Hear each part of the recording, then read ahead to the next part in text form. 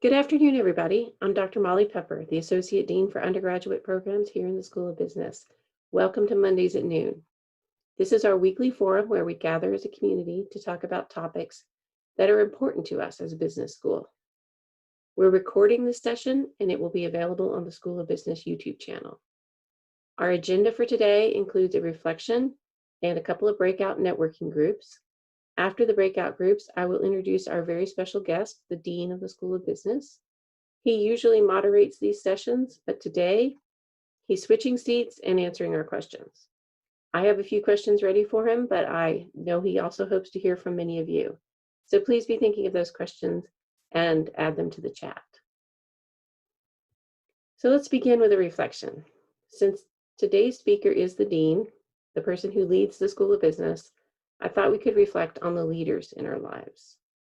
In the classic business book, In Search of Excellence, author Tom Peters says, an effective leader must be the master of two ends of the spectrum, ideas at the highest level of abstraction and actions at the most mundane level of detail. So please take a moment and think of leaders, past, present, and future, and all the ways they have worked to lead us at the highest levels of ideas and at the most mundane levels of tasks.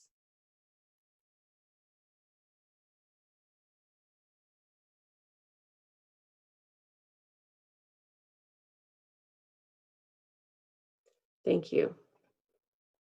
Next, we are going to hold our breakout groups to allow for some networking. Afterward, I will introduce the Dean.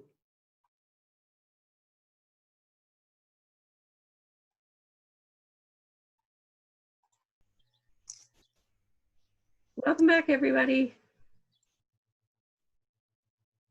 Okay, well, I hope that you all got to have a good, quick conversation with that. And the next part of our program is speaking to the Dean. He's our featured guest this week. And Ken, I was trying to add up all the years that you've been either a dean, an interim dean, or an acting dean. I got the number 7. Is that the right number of years? Okay. 7 years of leading the School of Business.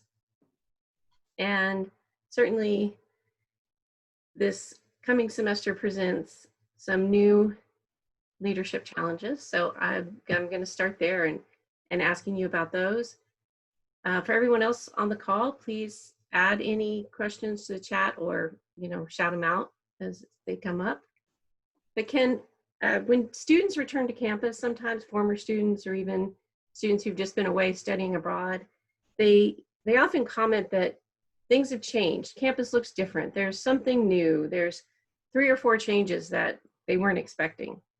So I imagine when our students come back in the fall, there's going to be some changes to our physical plant. Can you maybe describe what campus is going to look like and what that means for us in the fall? Sure, and thank you for having me, Molly, and I'm glad everybody's here today and it's seemingly doing well. I think one of the biggest changes in the fall will be the progress on the integrated science and engineering building. That picked back up as the economy opened up a little bit, and so they're making good progress on that on the south end of campus. So that'll be one thing, even though most people won't get a good view of it unless they are in that side in the engineering building. I think the other things that will be different are still a little bit up in the air, and depending upon how the pandemic goes and the decisions the university makes along with Spokane Regional Health. But we could see, of course, the implementation of social distancing. We could see much more emphasis on contact tracing and have that be visible through swiping into buildings. Of course, all of you know, and not everybody on our campuses has figured out yet, We don't have the capacity to swipe out of buildings like you would find in some big cities in certain organizations. But I think probably the biggest visible thing that everyone will see when they return to campus, whether it's as a student or as an employee, I think it'll be the implementation of social distancing. I think that will be, whether it's signage, whether it's chairs or tables being rearranged, I think that will likely be the most visible change. Okay, excellent. And I have seen a few signs starting to pop up on campus about social distancing. Well, let's talk about classes. You mentioned that the chairs might be moved around, set a bit further apart. Of course, I've read that coming back to campus document, you know, cover to cover, but could you talk about what are our classes going to look like, or what are some of the options of what they might look like? I know everything is tentative until we know a lot more, but we have made some decisions. Can you talk a little bit about that? Yeah, and thank you for stressing the fact that everything is tentative. For those of you who have not been in Jepson, say, most every classroom that had movable seating, half of those chairs have been moved out. So if you were used to teaching in, say, 123 and it had 32 chairs, now it has 16. The chairs have physically been moved out of the rooms. And so when we start thinking about what a return to teaching looks like, again, it's all up in the air. There may be some people who are in person, in the room with their students. There, on the other hand, there may be some people who are doing it virtually, still face to face, still hopefully most of the time real time. And then there'll be a mixture in between. A lot of it really depends on the learning objectives of the course, the situation that the faculty member finds themselves in, and of course where the pandemic takes us over the course of the next 4 or 5 weeks. I think everybody has stressed the need for our faculty to be flexible and be prepared for just about any outcome. But you know, right now I think it's really a decision that really resides in my mind as the dean of the business school with the faculty member. I mean, he or she will talk it over with me, I'm sure, but I'm trusting the faculty in the business school to make the right decisions for themselves personally, their own safety and well-being, and also for the students and the students' learning.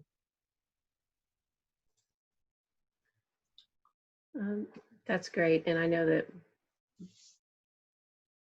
that Gonzaga education, that personal touch, the interaction in the classroom is so important, and that you've been working with faculty to talk about ways we do that no matter what happens with our classroom. And I think that's really key. I think that when you start talking about the strategic, intermediate, long-term implications of what we're going through right now as an institution, and that's not to minimize what we're going through as a society or as individuals. The concern is obviously if we are not delivering a Gonzaga type of education, then will people want to come to Gonzaga and pay Gonzaga prices? And that's the big concern. when you think out a year or so, when you think strategically about this, that's not to say it overrides the health and welfare of our community and our loved ones, but we have to have that somewhere in our head. And so whether you are going to be in the classroom face to face in real time, whether you're going to be completely remote, but most of the time synced up with your students, there has to be a really, really solid level of engagement with those students. The courses and the faculty that got hammered in the spring, and that's allowing for all the difficulty of the circumstances that we all went through in the spring, adapting on the fly, etc. The people who got hammered were the ones that had no interaction with the students besides posting something on Blackboard. Glad to say that wasn't most of us in the business school, but that's the thing that the students miss. That's the thing that many of you miss, is that interaction with the students, and that'll be a prime priority as we move through the fall, or for that matter, as long as we're in this. Well, excellent. I think that is going to inform my next question, which is, if you had a message to our students, the returning students, as well as maybe especially for those first-year students who had this one idea of going to college and that is going to look very different for them now, what would you want our students to know? I would want them to know, both groups, I would want them to know that we're going to do our very best to provide a Gonzaga style education.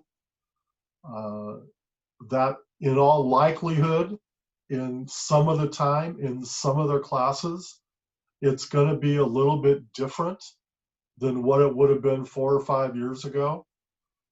That's not our choice. And I think when people think about it, they get that the social distancing, we really don't have a choice.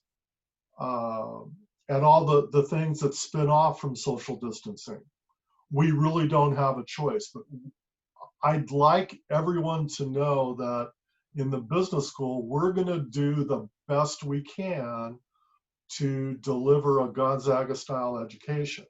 That's not only a high quality curriculum, that's not only a great job at conveying knowledge, but it's also forming those relationships that have been the cornerstone of who we are for so many years. And that's what we have to keep in mind, is how do we best deliver that type of education? And we're going to do our best to do that. Great. What about faculty and staff? A message to them? What's one thing you would really want to emphasize?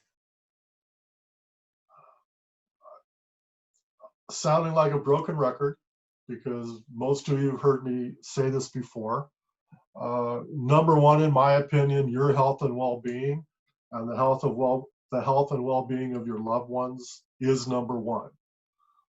You are in the best position, in my opinion, to judge that.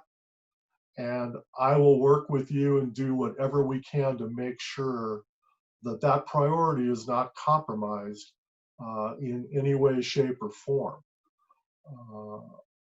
I want you to know that I trust you to deliver a high quality Gonzaga education, commensurate with what we did pre-COVID, on not just a daily, but like an hourly basis. We were delivering an excellent business education to our students. I think the third thing, and again, it's something that we've talked about quite a bit, it's going to be different. And there are going to be challenges. And at times it's going to be rough. And at times it's going to be difficult. And we all have to find a way to play through that keeping in mind those two priorities: health and welfare of ourselves and our loved ones and our community, and providing a high quality Gonzaga education to our students. Well, we're getting quite a few questions here in the chat. Wonderful. So,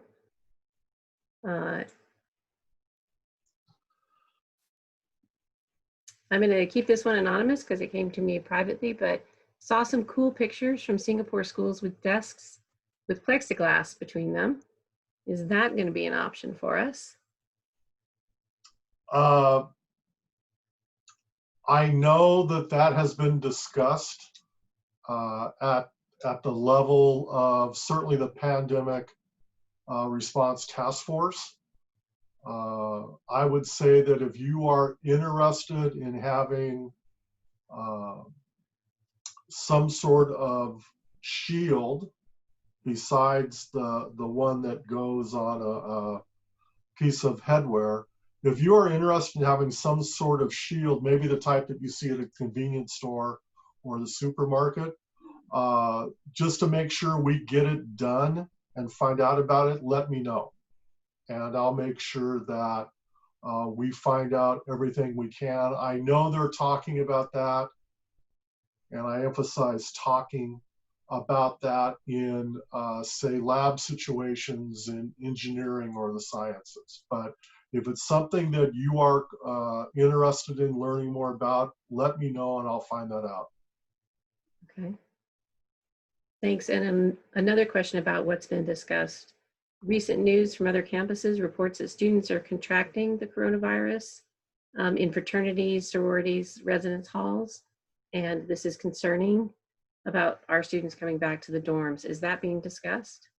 Absolutely, absolutely. I think that I would refer you to the work of the Pandemic Response Task Force, the Return to Campus document, the amount of planning that has gone into the return to campus by everybody, not just us, but also the students. It's amazing. And the level of detail and the things that we're thinking about or the university is thinking about, it's all going to come down, though, as all of you see every day in your own experiences, right? Some people wear masks, some people don't. Some people socially distance, some people don't, okay? What's going to happen on campus? There's going to be a huge educational program for the community, including students, about social distancing, about wearing a mask, you know, et cetera, et cetera. But that's, you know, that's one of the big concerns that people have. And quite frankly, I don't see that concern. If the pandemic continues on the trajectory that it's on, I don't see that concern going away. I think as we get closer to actually walking into a classroom of 25 students, we're all going to get a little bit more nervous than we are right now. And so it's a very, very, it's just a horrible situation to be in. Indeed. So another question, can we help or provide the teachers with collaboration equipment for their homes so they can teach more easily? Just tell me what you need. Okay. I knew the answer to that one, but it came into the chat. So Yeah. I wanted to ask it, but you've always said, just to let you know what we Yeah, need. I mean, we're not talking, you know, we're not going to renovate your garage into a home office or anything like that. But in fact, I was in a meeting this morning, and the issue was raised university-wide of, you know, having a fund for faculty and staff to draw on to have better access. But certainly in the business school, if there's something you need, and And Maureen's about ready to log off the call, I can tell. If there's something you need, you just got to let us know. And we'll figure out a way to make it happen. Great. Like I said, I've heard that before, but it's great for it to be said here on this forum. And a question from a graduate student. Dean Anderson, how do you think this will affect graduate students? You know, that's an interesting question. I think that, and it's interesting in this sense. We have been more online, I guess, if you will, at the graduate level, certainly across campus, and I believe even in the business school, than we have been at the undergraduate level. So I think for the faculty who consistently teach at the graduate level, if they do end up doing something virtually, they're more familiar with the technology, with the cadence, etc. I think that in terms of thinking about risk, if you will, you know, with our graduate students who, let's say in particular, let's focus on the ones who are working full-time and then coming to school to pursue their graduate degree. You know, they're bringing a different set of experiences to the classroom than, say, our undergraduate students. You know, our sophomore undergraduates, you know, in Accounting 260 or Econ 201, you know, 90% of their time is going to be spent in the bubble, if you will, of Boone Avenue. Our graduate students will probably be a little bit more active and varied with the people they interact with. But I really think at the end of the day, the goals are going to be the same. It's going to be taking care of the health and welfare of our community and providing an excellent education to our graduate students. And again, I do think you'll reap some advantages because I think more of our graduate faculty have more experience teaching from a virtual perspective. Okay, good. Well, I'm glad to have a question from a graduate student, just to think about that there is a bit of a difference there. Okay, from a faculty member, the planning is contingent on folks not contracting the virus. If there are positive cases, what's the contingency plan? I would refer you to the documents because quite frankly, and I'll make sure I send them all back out to everybody in the building. I think it really depends on who. So if it's a student who tests positive, there is a certain protocol. If it's a faculty or staff member who tests positive, there's a different protocol. Both of those protocols, however, are predicated on lack of contact with everybody else. You know, so whether a student is being quarantined in a certain place on campus that has been set aside for that purpose, or the faculty and staff member is quarantining at home, certainly once the notion of a positive test result becomes known, the idea is that person is no longer, if you will, in the community on a day-to-day basis until, you know, some people are using the standard of no symptoms and 2 negative tests for COVID once you've already tested positive. So. Okay, thanks. And then Another question from a different faculty member. How are most faculty teaching in the fall? In person or remote?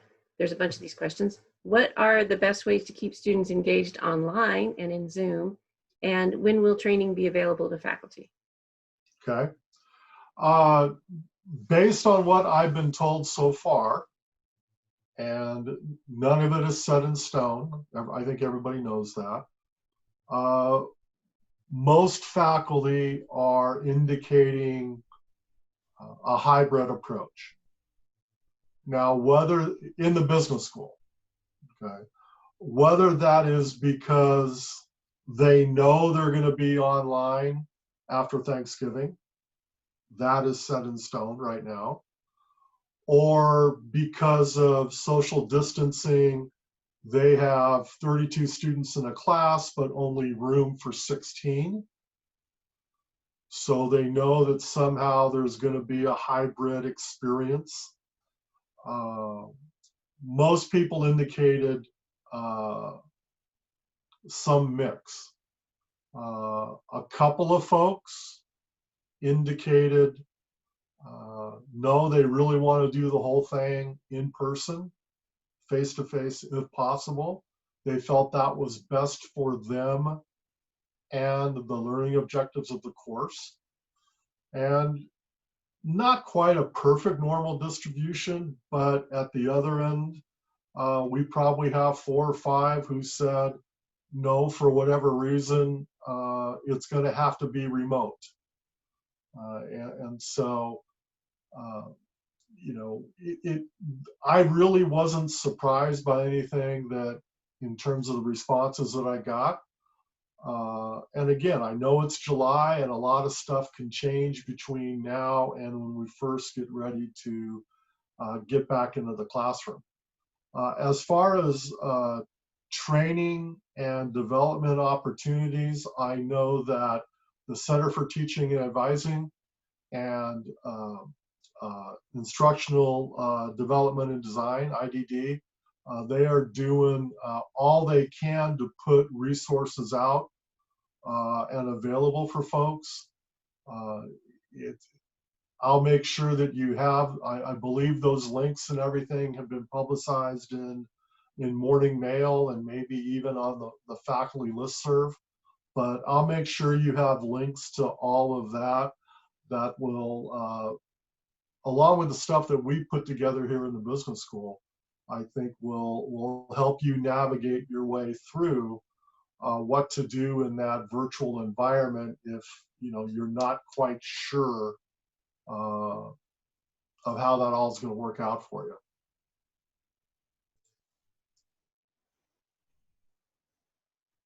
Okay, well, I have one more question for you, and it's about basketball.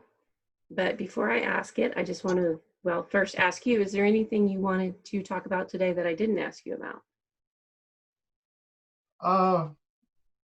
I believe you asked, and I appreciate all the questions we got from the audience. I would just say, continuing something we've talked about a lot for the past couple of months, it seems. Just be prepared. I mean, things are changing. They seem to be changing. It's not daily, but certainly, we could be in a little bit different place a week from now. We could be in a lot different place a week from now. I mean, it's just that volatile of a situation. And so, I think the best that you can do as a faculty member is be prepared to go either way, right? Be prepared to go online. Be prepared in the slight chance that this will all go away, and we'll be in person. I think as someone who works in the business school as staff, I think again, what can you do right now to be putting yourself in a position where you don't have to come in? where you can work from home, where you can, manage, have a little bit better handle on your health and well-being, yet still get done what it is you need to get done. So I think it's that volatile a situation. I don't think you should be going into the fall semester thinking, I'm going to be in the classroom till Turkey Day, and after Turkey Day, I'll be online. Okay, we could be online the first day of class. The governor could issue a directive and say, nope, colleges and universities, you're not going to be in person. We just don't know. It's that freaky a situation. So just be flexible, be prepared, be ready for just about anything. Okay, thank you. That's a great message. Any other questions from the floor before I ask him about basketball and leadership? So Ken, I think everyone on this call probably knows this, but you played basketball as an undergrad here at Gonzaga. You coach basketball, and now you lead a school of business. Since my theme today was leadership, we reflected on the great leaders in our lives. How did your basketball career inform your leadership style for leading a business school? Great question, Molly. I think there would be two things. I think the first would be, one thing you don't want one thing I think you don't want to see from a coach in basketball is someone who is overly controlling, someone that causes you as a player to look over your shoulder all the time at whether or not you did the right thing. So you're looking at the bench, you're wondering if you're going to get pulled out of the game, something you did, something you didn't do. And so I think in terms of leading a business school, and particularly a faculty that is used to being, by the culture of higher education, fairly, not even fairly, very autonomous, right? I think one of the key things from hoops to business school is don't get in people's way. Make sure there's some overarching goals. Make sure there's a direction that's jointly determined, which we do, and we have done for decades, thanks to Bud. And then give them the resources they need to be successful, but don't micromanage, because you don't want people looking over their shoulder, worried about if they're doing the right thing. And at the same time, you don't want people wondering, am I going to have what I need to get my job done? So that would be one. The other one, and it's got to do, it's perfectly fits the pandemic, is you got to play through the ups and downs. I've been thinking about this a lot. I'm going to put together a message for the entire building probably in the next day or two.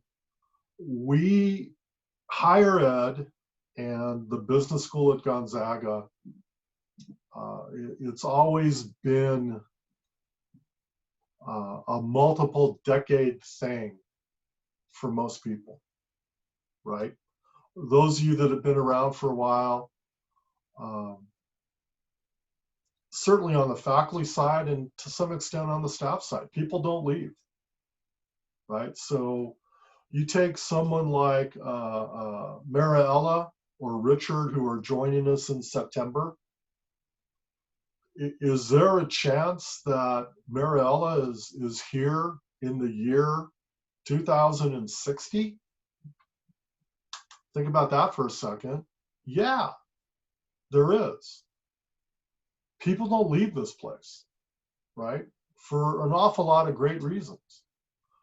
But when you think about what we do, not in terms of weeks, or not in terms of semesters, not in terms of years, but goodness, in terms of decades, you go, okay, there's going to be a lot of ups and downs, right?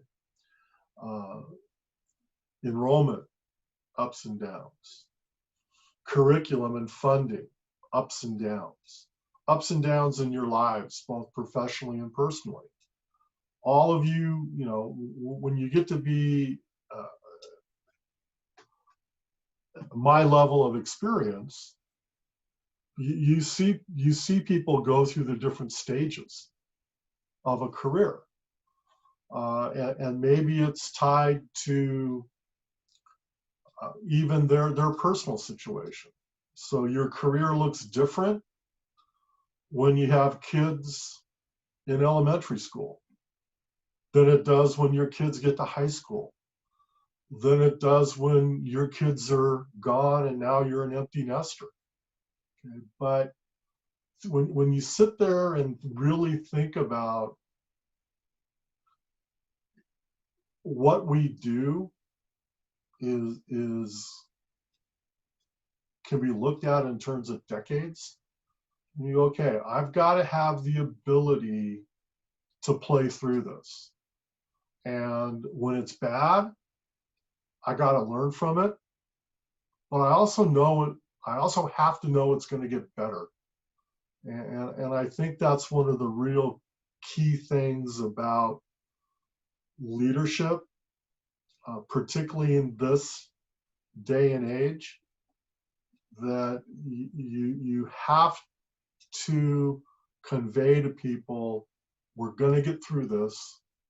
We've got to play through it somehow, and it will get better. So those would be the two things, Molly, that I would say. Great, thank you for making those connections. I did get one more question from a faculty member, and I really like this question. I almost asked it myself. What's your favorite part about being dean? What does a great day in the life of a dean look like?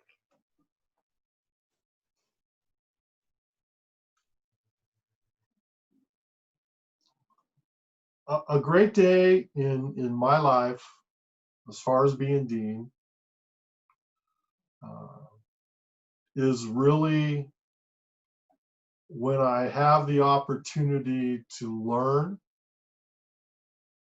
about the really cool things all of you are doing and the impact that all of you are having, not only on our students, but also on each other.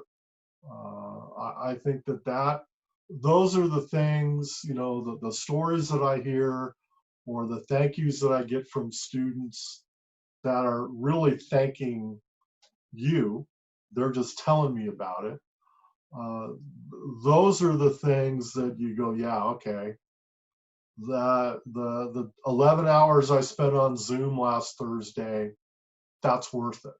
You know, I mean, that's worth it. So I think it's really, you know, seeing the cool stuff, seeing the great stuff that all of you are doing on a consistent basis, and then connecting that to the impact that I know each of you is having on our students. Great. Well, let's end on that positive note of the great things your faculty are doing, your faculty and staff are doing. And thank everyone for being here. And we'll be back next week for another Mondays at noon. Thank you, everybody.